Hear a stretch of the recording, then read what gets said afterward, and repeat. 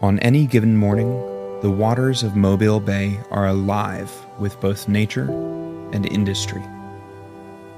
Blue herons and blue crabs scour the water's edge, searching for food. Hard-working people set out to earn their living on the water the way their parents did, the way their children will one day as well. Fishing, aquaculture, shipping, tourism, or just subsistence. The waters of this bay are a way of life. The Mobile Bay watershed is one of the largest watersheds in our country, carrying more than 30 trillion gallons of water into the Gulf of Mexico each year.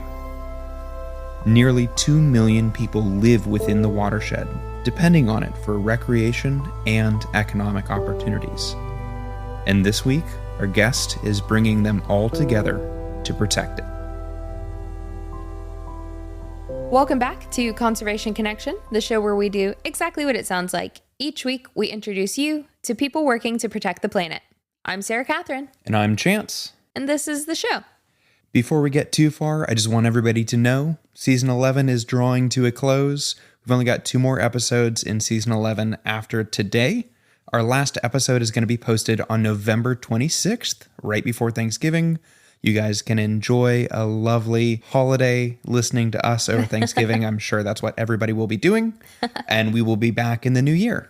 Yes, we hope to provide you some comfort through this holiday season. As always, we have a huge backlog, so go check out some of your favorite episodes. Let us know what your favorite episode is, and maybe we'll do some more of those. So speaking of the holidays and wonderful holiday food, my question for you this week, Sarah Catherine. Ooh. With all of the anticipated holiday travel that we've got coming up between my family and your family, what food item are you most excited to cook over these holidays? That's a great question. Because we love to cook. It's something that we do as a way for us to de-stress. Yeah.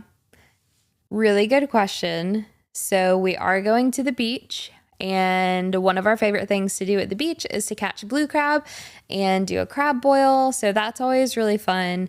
But I'm also looking forward to, we're doing a Friendsgiving with some of our friends here in Columbus, and it's pie themed. So we'll see how that works out for everyone else. But for us, we're planning to do a chicken pot pie that we have just a great recipe for. So I'm really excited for everyone else to try that.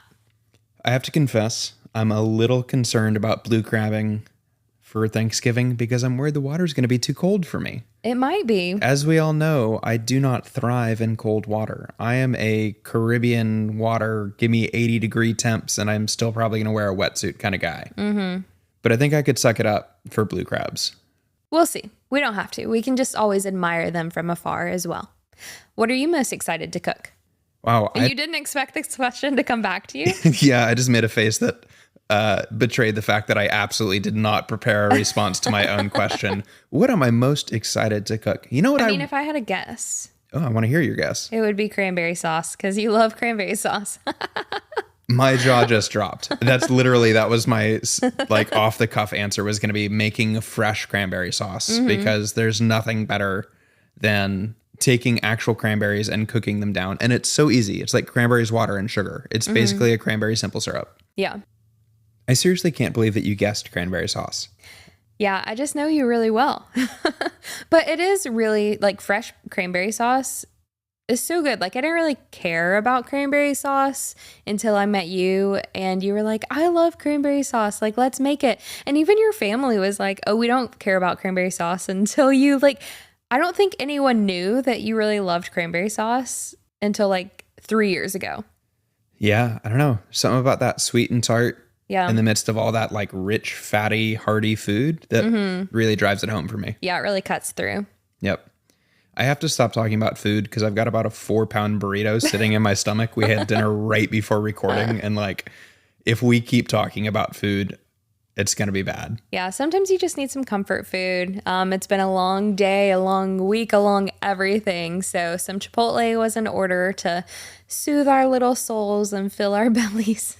Definitely filled my belly. I stood up and I was like, this shirt is tighter than it was when I sat down. Yeah, well, those burritos, man, they're packed. And it was a good one today. Yeah, they're like the size of your head. But sometimes a burrito the size of your head is what you need to get through the day. And it's been a rough day and a rough week. And, we're just getting through it. Yeah.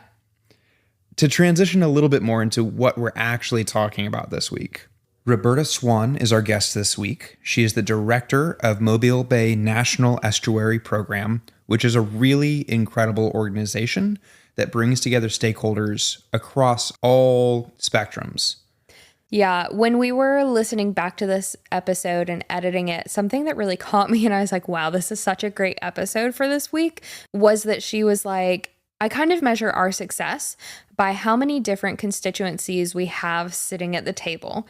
I mean, they are working with literally everyone who is on every side of the aisle, every side of just everything, different race, different background, different how much income they make, all of that. And they're saying, okay, how do we work together to protect this area, to make it so it protects people's livelihoods, which makes it protect the environment? I mean, especially in a coastal town like that, there is so much interwovenness of everything.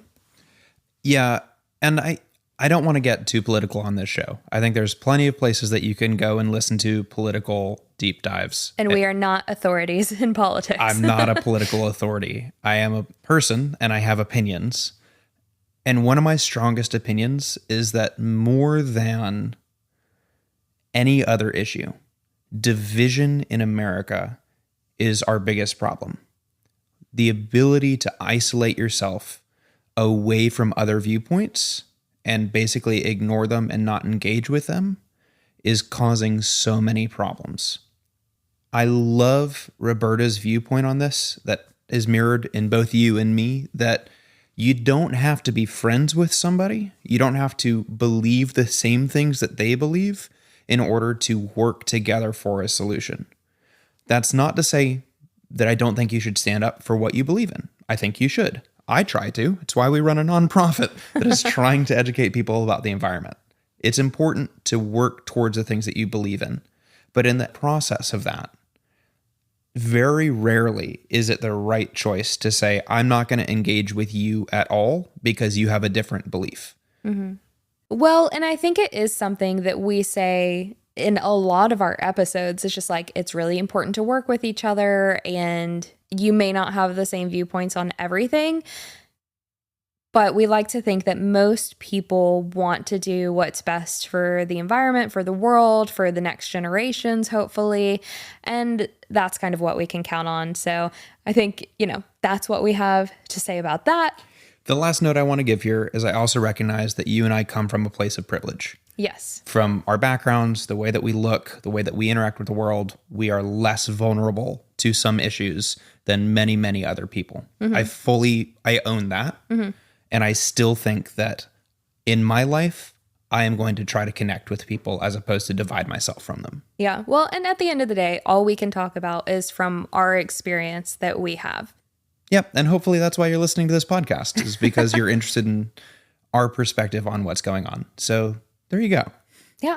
But with all of that said, we are so excited for you to hear this episode from Roberta Swann. It's another one of our episodes that we had the opportunity to record at the Sun Valley Forum. Thank you to them for bringing us out there, letting us engage with all of these great speakers and attendees. It's always a wonderful experience, which, of course, you've heard us mention in all of the episodes this season. So we hope that you love this episode as much as we did. And with all that, enjoy this interview. Really excited to see that there's a group from the Southeast represented here, because I think there are so many cool opportunities for sustainability, for living in harmony with nature that can happen in the Southeast. But I feel like sometimes we get left out of the conversation a little bit. We do. Across the Gulf of Mexico, we get left out of the conversation unless it's a story about Louisiana, usually, because of the historic losses of wetlands happening along their coast. But there is a lot of good stuff happening along the Gulf Coast, and specifically in Alabama. And so I look forward to talking to you about that today, to give you some ideas about what we have going on. Right. Yeah, absolutely. And I want to kind of contextualize this a little bit. Where is Mobile Bay? Because I imagine not everyone, some people are probably like, okay, Southeast, but where? So you have Texas, and then you have Louisiana, and then you've got this little piece of coastline, which is Mississippi. And then there's an even smaller piece of coastline, which is Alabama. And then on to the east of Alabama, you have Florida, the Panhandle. So we have about 70 miles of coastline from the Mississippi border to the Florida border. And in the middle of that coastline is Mobile Bay. Okay. And Mobile Bay is a really important economic port and a place for like a lot of economic development for that area, right? It is. The Port of Mobile is one of the top 15 ports across the United States for tonnage. And we have the Mobile Tensas Delta, which sits at the top of Mobile Bay, which is an incredibly diverse bottomland hardwoods, wetland. Really, it's the base of the greater Mobile Bay watershed, which covers most of the state of Alabama and portions of Tennessee, Mississippi, and Georgia. So all of the water from that big, huge watershed ends up in Mobile Bay. And at the mouth of that watershed, or the endpoint of that watershed, sits the Mobile Tensas Delta, which is one of the most biodiverse areas in the world. I think a lot of people don't know this. I didn't know this until I stumbled across it, but Alabama has the highest biodiversity of any state in the United States, meaning that there are the most discrete number of species present in Alabama versus anywhere else in the country. I don't understand why that's such a well-kept secret. Oh, they keep it a secret because they don't want it to be exploited, probably. That's fair. Yeah. I think it was in an episode with somebody from Auburn that was talking about one of the drivers behind that biodiversity is that Alabama sits in this Goldilocks zone between glaciation and sea level rise historically over the last, 100,000, 200,000 or more years. And so there are species that would be wiped out by either one of those, but big chunks of Alabama never experienced those. And so there was just this continuous stretch of time where species could continue to adapt and diversify and become new species. Or tolerant species. We have many, many tolerant species of fish and even birds and salamanders, the things you like to play with. I love salamanders. But they're very saltwater tolerant.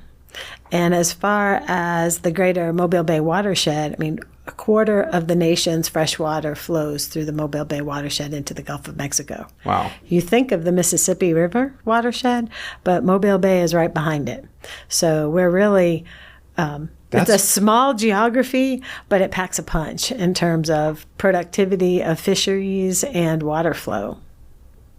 I'm just still chewing on the idea that the Mobile Bay watershed is right behind the Mississippi in terms of like the amount of water that's coming out of it. And because the Mississippi River watershed is massive. So that's the number one watershed, right? And we're fourth by flow rate, 62,000 cubic yards of water flow through it. And we are sixth in area.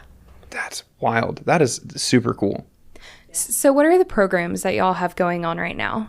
So as the Mobile Bay National Estuary Program, we were created through amendments to the Clean Water Act back in 1987 by Congress. So we are actually a congressionally authorized program, and we have benefited from being continuously authorized since we were created, which not all programs that are created at the federal government continue their authorization through time.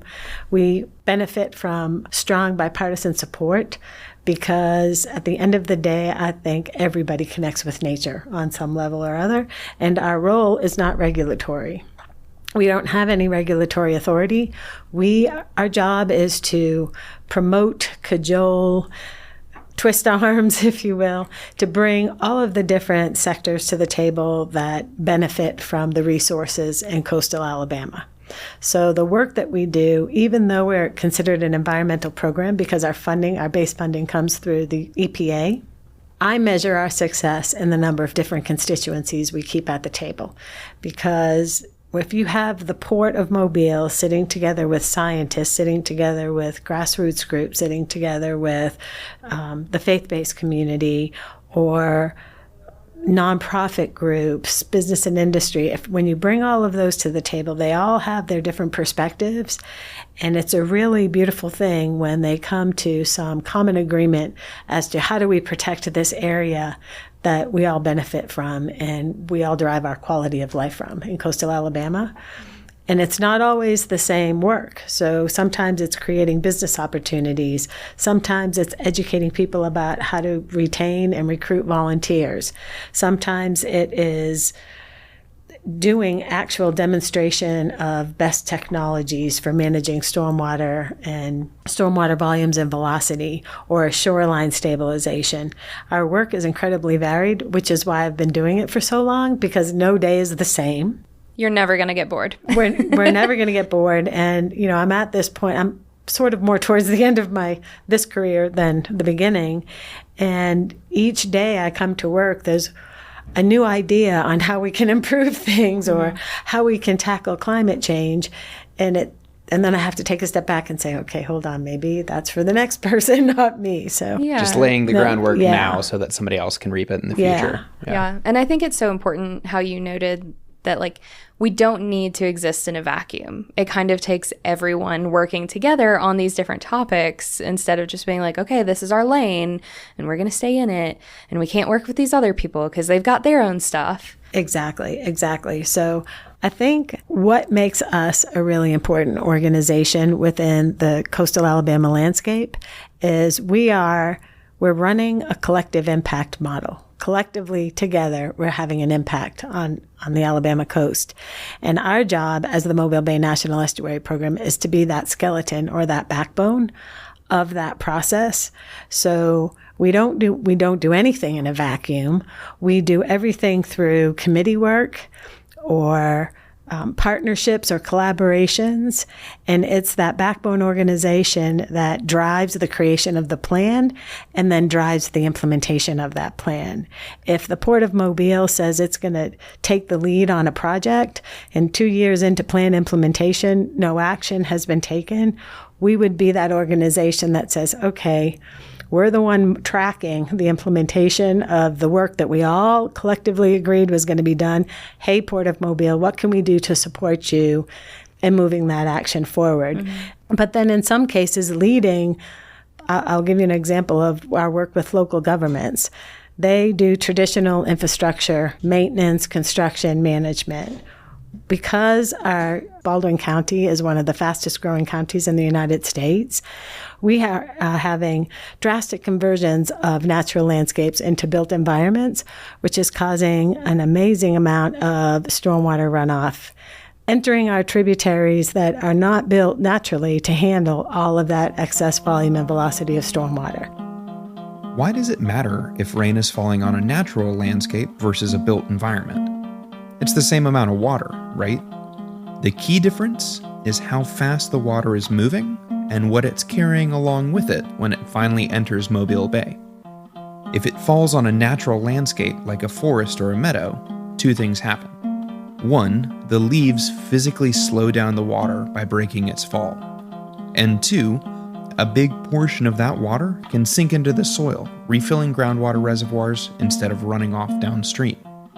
But when rain falls on hard surfaces like concrete, it can't sink into the soil. Instead, it runs off downhill, picking up speed and flowing way faster than it would otherwise. Fast-moving water causes erosion, and that picks up sediment, making the bay muddier. Not only that, but water that flows across roadways picks up microplastics and other environmental pollutants, creating problems for aquatic life. But Roberta and her team are implementing strategies that can solve this problem in Mobile Bay. Our local governments, they don't really know how to manage that, so they use their traditional culverts or concrete lining of ditches, and we've been able to come in and say, hold on, there's a better way to do that. We can do in-stream stormwater facilities that reintroduce ecologic function, and when you see the finished product of that work, it looks like a natural stream. There's nothing natural about it. It's been engineered. Rock has been brought in that is not native to the local environment. There's geofabric. There's all these different technologies that are used, but the end product mimics nature. Mm-hmm. And therefore you get all the benefits of what nature has been doing in that space. Exactly. And the maintenance of that work has been very much reduced to what it would take to maintain a concrete culvert. So by doing these demonstration projects to show these local governments, this is how you do it. And we work with a lot of private property owners that probably wouldn't dance with the local government if they were doing it. We add an incredible value to those local governments on how to manage their natural resources. So over a 10-year period of doing that kind of work, doing tours of our work so people can see it in progress, and then the finished product, and then the maturity of the vegetation, 5 years out. Most of that work was done through competitive grant funding. We are now in a place with our local governments where they're giving us their capital improvement dollars to do that work. They're releasing that work to the Mobile Bay National Estuary Program to do it because they recognize that it works, but they also recognize that that's not something that they actually want to step into because it's difficult, it's complicated, and there's a lot of hand-holding with property owners that also are on that learning curve of, hey, this is a new way of managing our natural infrastructure. Right. And y'all are the experts. So it's like, why not give it to you? And we have built an expertise. Exactly. Basically what I'm hearing is that the Mobile Bay National Estuary Program is kind of the ultimate team player. Like they're the liaison between all of these different stakeholders and meeting people where they are in a way that encourages people to keep showing up and keep doing the work. We're either the captain of the team or the conductor of the orchestra. It's a very important position. Every once in a while, a musician's string doesn't quite hit the note that it was supposed to hit, and then we go. We can solve that problem. That's right. Exactly. Wave our wand and get them back in order. No. I want to hear kind of from your perspective, someone who is not from Mobile at all, right? You're a New Englander, right? I am. So when you're standing on the waters of Mobile Bay, what does that feel like to you? Like, what is your experience of seeing it, and how is it different kind of from what you were used to before you got there? I grew up on the North Shore of Massachusetts. And so I was 10 minutes away from a beach, and I spent a lot of time after my work as a teenager driving to the beach and looking out, and there was nothing on the landscape. It was water. And when we drove to Mobile, the first time I came to Mobile, Alabama to look for housing with my husband, one, the water was brown. It was very turbid, and I wasn't sure what to think about that. And two, there were these platforms out in the Gulf of Mexico, which I saw as litter at the time because it wasn't that pristine waterscape that I knew of growing up. Now I look at it very differently. I look at those platforms as income generation, energy generation, whether they need to be there or not. But really, what they are to the local community is their fish habitat because the structures create refugia for fish, and they're a great place to fish. So that's on the one hand, it's energy that we want to move away from. On the other hand, we have these structures out in the Gulf of Mexico that are promoting or sustaining fisheries habitats. And really what that is for people is heritage, right? It's their connection to the landscape, to the water, is how they interact with it is through fishing, through hunting. Absolutely. And that kind of recreation is really, really important in getting the general population behind your initiatives. Appreciating nature and protecting it, really. The dirty water, I learned, that is an estuary. I didn't live on an estuary on the North Shore of Massachusetts.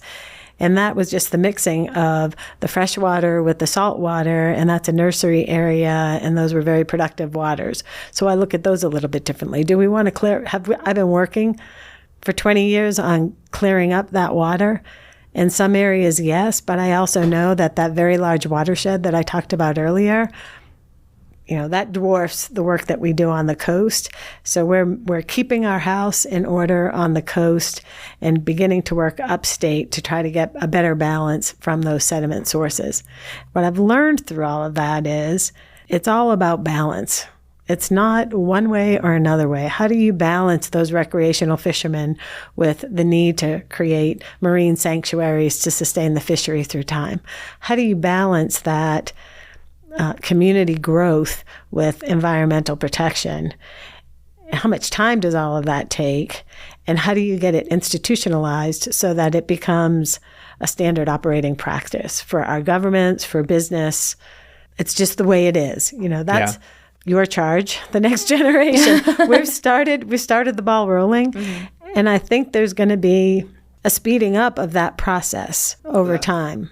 The energy to just get the ball moving in the first place is often the hardest part, because once it's moving, there's inertia. There's like, oh, this is happening. People want to jump on the bandwagon. Yeah. So kudos to you for just starting to get this ball rolling so that it becomes just part of how people think about their relationship with Mobile Bay. Yeah, it's repetition. A lot of relationship building. Repetition, and looking at those different constituencies around the table and realizing what the commonalities are and not what the differences are. Alabama is a red state. It's very conservative. It's very religious.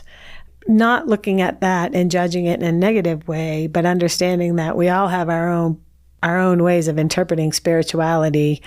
The way they do it is different from the way I do it, but we're all doing it one way or the other. So now how do we find that commonality and make that work for us and not against us? And it's not exclusive of caring for the environment or wanting a thriving ecosystem, right? As a matter of fact, in many ways, spirituality reinforces the idea that we should be caring for our environment. And that's absolutely. I mean, it's a place that we should be connecting over this. Absolutely. So it's been quite an experience. I've learned a lot from a lot of people, and most of the most authentic things that I've learned in my job have been from the knowledge of natives of Dolphin Island, or people that, have 4 generations of family that have grown up in Mobile Bay. What I love most about my job are the stories. And I think that's something that connection is already there. That community already has that connection with the land and the water. So as long as you can work with them, like it sounds like y'all are doing, to say, okay, how do we protect this space for everyone and not interrupt your life? We're not telling you, no, you can't do this, you can't do that. We're saying, okay, how are you using this water? What can we be doing to help it? And I think it's so important to involve the community in that, because if you're doing it apart from the community, you're the bad guy, because they're like, why aren't you asking? I've been here longer than you have. Right. Yeah, that's actually I completely agree with that. And it brings me to an interesting question of was there any conflict coming in as a New Englander into what is, a very different culture?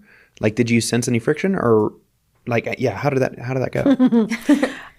One, relationship building, and they were personal relationships. When I first moved there, we moved to Alabama because of my husband's work. And I was doing community development work, housing and community development work where we lived previously. And it took me a while to find my place in Mobile society, so to speak. And it didn't happen easily. So I thought, okay, first I'm going to write grants for this bird sanctuary that was on Dolphin Island. And then the Dolphin Island Sea Lab had an opening for a position at the Estuary program. So when I got that job, I didn't come in as a director. I came in as really a project manager, then was promoted to deputy director, and then became director. So through that, coming in on the ground floor, managing budgets, doing the internal work, managing the money, doing the small outreach activities, I really started at the bottom floor and then built that credibility through time, add in a dose of creativity here or there, be a little crazy in a couple of different, opportunities for that. Helped people to understand who I was as a person and not as a Yankee. Yeah. Mm-hmm. And then we had 2 kids. And those children, it opens up a whole new world of parents and the mixture of people. One of the things I was going to say earlier was the biggest challenge of the work that we do is the changing demographics of the area. Mm. Real estate in coastal Alabama is, relatively speaking, affordable to other areas of the coast. And so we have a lot of influx of people from different areas. And you have to be really careful about, when you move into a new area, taking the time to learn the ways of that area and not trying to impose how you think things should be, because that's the way it was when I lived in Massachusetts. And I learned that early on from a native Dolphin Islander, that most people come here, they transplant to the island, and then they try to change the island into something in their own image. And I was told, don't do that. And I learned early on not to do that and really take the time to listen to what people wanted. And that helped, I think, immeasurably. And today, in the work that we're doing, because the work that we do takes so long. I mean, we have been working on this one coastal restoration project for almost 8 years, and we're just getting into construction. Wow. Well, the demographics of that area have changed. So the people that drove that project, that identified it as a priority, that were with us as we studied it to make sure it was the right project to do, are now being dwarfed by newcomers to the area that are building houses, and all of a sudden they want to get involved in community work. They haven't been there in the trenches with us all along. And so there's this constant need to repeat the message, repeat the knowledge, go out and educate the new people and get them to get on board. I won't say it's a fight, but I will say it's frustrating to me, because we think we're being responsive to the community, but because of the time that it takes to do some of the work, that community changes over time. So how do you adapt the work that you do over that time span to the changing community needs? That's probably one of the biggest challenges. How do you keep going on projects like this? Like you said, it's been 8 years, and like you're getting started now, like of actually developing it. Like you've done all the ideation, Focus. I guess. Yeah. Focus. Because it seems difficult. It seems like I'd be like, oh, I just I want wanted to do this it. done like 2 years ago, you know? And I did. But you have to recognize it's not a perfect process, but the process of identifying what the need is, developing a strategy for how to address it or mitigate whatever impacts have caused where you're at, and then going through the engineering and design process, and then going through the permitting process, which is by far probably the biggest challenge, and then actually getting to construction. That same project is on your desk every day. And you're meeting with a project team probably every 2 weeks. So you don't even realize how much time has passed until you then do a timeline, because you're going out to report to the community a status of where you're at. And you're scratching your head and you're thinking, yeah, wow, here we are at construction. Please don't put a wrench in the spokes of the wheel or whatever, please don't stop this now. So that takes being mindful, because that's happening as we speak. I have a community member who is really questioning one of these projects. And you just have to take a step back and kind of recognize where they're coming from and just trust the process, trust the history, and trust that just like we got to where we are now, we will bring this person to where we are. It's just going to take a little extra work. Right.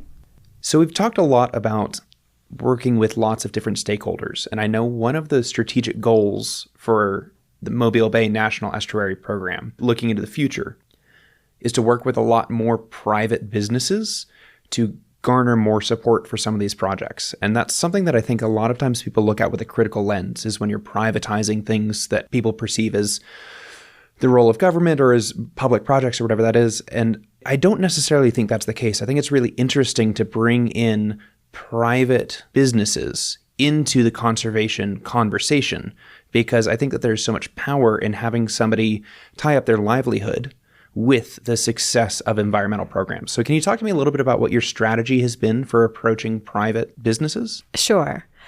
We built our reputation and our credibility working in the local government space and providing support to local governments and how to manage the land and water. Really, they're on the front lines of that. And it's their authority. It's their responsibility to make sure the water is clean and the land is developed correctly. So over the past 10 to 15 years, we've really focused on that aspect of the community. But remember, we're a collective impact organization. And so as we've done that work with local governments and fought for our budget with EPA, frankly, we've realized that local government is one piece of the pie, but we have all this business and industry, and they're having their own impacts on the environment. And yes, they are regulated, but regulations are made by people and everything is subjective. And everything is open to interpretation, frankly. And so as that credibility has built, our credibility is starting to grow within the private sector. And so it's not that we're privatizing things, it's we want to provide value to the business sector, education, knowledge, the same recipe for success. We want to educate them. We want to provide the scientific knowledge that can help them improve their business practices. We want to demonstrate projects, demonstrate new ways of doing business. My background is business, and I learned about total quality management and continuous improvement of how we do our work. And so as we've done that with the public sector, it is time to start to pivot to the private sector. We're not always going to receive our funding from the federal government. At some point, that money is going to dry up. If this community believes that our role in it is important and valuable, we need to be able to look at the long-term sustainability of the organization, and we need to look at the landscape for helping us maintain that sustainability. And so again, going back to that concept of balance, our local governments support us financially now. We need to diversify that support into the business community, not only support for the work that we do financially, but also support for what we're trying to get, how we're trying to get them to move the needle to be better stewards of our environment. The mission of the Mobile Bay NEP is to promote the wise stewardship of the water quality and living resources of Alabama's estuaries and coast. These businesses all have employees that live in the coastal Alabama area. So whatever we bring to the table is really contributing to the quality of life that their employees get. Yeah, and that makes such a critical difference. I know that there have been times where I have been employed, and when I don't have a good relationship and I don't feel like I'm being taken care of in that job, my quality of work drops. Mm-hmm. I'm way less inclined to go above and beyond because I'm not getting out of it what I'm putting into it. And so having businesses that are looking at this as like taking care of the community is taking care of our people, which is improving the quality of our product or our service. That's a really innovative lens to be talking about getting businesses on board with the protection of an environment. Mm-hmm. And one of the things that the businesses bring to the table is that labor force. And one of the ways they have been incredibly generous is through allowing their labor force the opportunity to donate labor hours, volunteer hours, or community service hours. That not only benefits us because it's free labor, but it also benefits those employees because now they're getting educated. We're not just educating the executives, we're actually educating the people on the line. And everybody loves to do something good. Most love to do something good for other people. And so we've been able to provide opportunities to enhance the experience of their employees as well through environmental protection efforts. That's really fantastic. Have you seen other organizations taking a similar approach to this work? Yes. Mm-hmm. Most environmental organizations are looking to bring more businesses to the table. And I think there is a groundswell of businesses, whether it's part of their Community Reinvestment Act responsibilities or something else. I think if businesses can help, they're willing to help. The more we build family, the more we build a community approach, a collective impact approach to how we manage our coastal assets, the stronger we are as a community. So whether the Mobile Bay National Estuary Program is doing it, or another organization, the Alabama Coastal Foundation, or the Nature Conservancy, we're all learning from each other and not trying to go it on our own. And that is part of that management conference concept where everybody's at the table. We're all learning from each other. We're continuously improving the way we do business by what we learned from all of these other organizations. And most of the time, when we do these community projects, those organizations are at the table with us. Again, we don't do things in a vacuum. So Right. it's usually one organization is taking care of the volunteers, one organization is taking care of the project itself, another organization is taking care of the logistics, another organization is taking care of the marketing. So there's a lot of cross-pollination of idea and energy and willingness to do things out in the community. Yeah, one thing that we always say that we got from a dear friend of ours is community over competition. Yep. There is plenty of work to be done. We should not be squabbling amongst ourselves about who's doing it. We should be working together to get it all done. Exactly. Yeah, I love that. We just say there's plenty of work to be done, period. Yeah, and that certainly is true. Doesn't mean we all like each other. I will say that. But we all like the common purpose that we're working towards. And you know what? I think that's something that we've kind of lost sight of, is that I don't have to be your friend. I just have to treat you like a human being and work alongside you for us to achieve this goal of a thriving environment for future generations.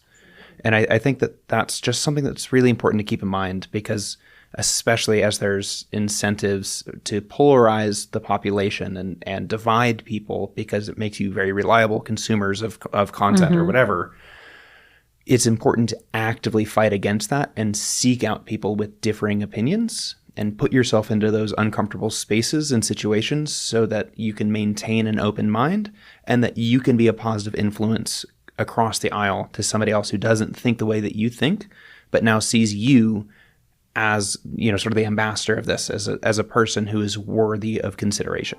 Absolutely. Absolutely. Well, thank you so much for joining us on the show today. This has been a really wonderful conversation, and I hope you enjoy the rest of the Sun Valley Forum. I am going to love the rest of the Sun Valley Forum and certainly be humbled by it. But thank you so much for having me. So we kind of come full circle in this episode from beginning to end, where I hope a message of unity comes together. This case study that we see with Roberta Swann and the Mobile Bay National Estuary Program, working with stakeholders all across the aisle. I hope that resonates, especially today. This episode also kind of mentioned a throwback to another episode of ours back in 2020. It was episode number 29, so we've come a long way. We did an episode with the two co-founders of Blue Latitudes, and they have a movement called Rigs to Reefs, where they basically turn abandoned oil platforms into fish habitats, or they kind of convert them and that they like cut off the top of it, but leave that structure there because as these oil platforms are out there, like we just talked about in this episode, they're building these fish habitats. Like they have these corals on them, all these fish are around them eating, especially in California, you'll have like sea lions swimming around them. So there's a lot of life there.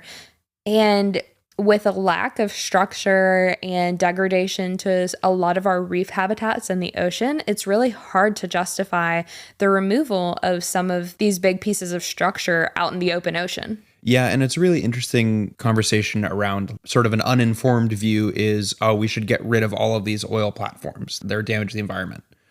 And the fossil fuel industry is undoubtedly causing problems. But the actual structure of the oil rigs themselves can actually be beneficial to the fish populations and the apex predators that rely on structure to survive. So if you just tear them all out, you're actually removing habitat that they've grown to rely on over the last couple of decades. Yeah, so if you want to know more about that movement or that work being done, you can check out Blue Latitudes or the Rigs to Reef movement, and the two amazing co-founders of it, Amber Jackson Sparks and Emily Hazelwood, are just two amazing women founders, huge divers. Like, they're just really cool people. So go check them out and support them. Yeah, that was a really fun episode. If you want to support your favorite nonprofit podcast, you can find our merch store on our website, conservationconnection.co. It's also linked in the show notes. You can buy a shirt, or you can buy a cup, or stickers, or you can donate to the nonprofit if you'd like to. Or you can text me at the Conservation Connection hotline, 706-505-0582, and tell me how you found the show, or tell me that you left me a review, or that you shared us with a friend, and I'll send you a free sticker pack because you're supporting us by helping getting the word out. Yeah, so, text us for some stickers, go on our website, order a cool shirt. I think they're awesome. We have some with pockets and some without. I'm wearing one right now. I love them a lot. I would say that I wear our shirts probably 2 days a week. Yeah, probably. It's a great shirt. It's Comfort Colors. If you know the brand, if you go to a college in the South, you probably definitely know the brand Comfort Colors. But yeah, we love our shirts and hopefully you love them too. Well, this has been a fun week, and we'll see you next time.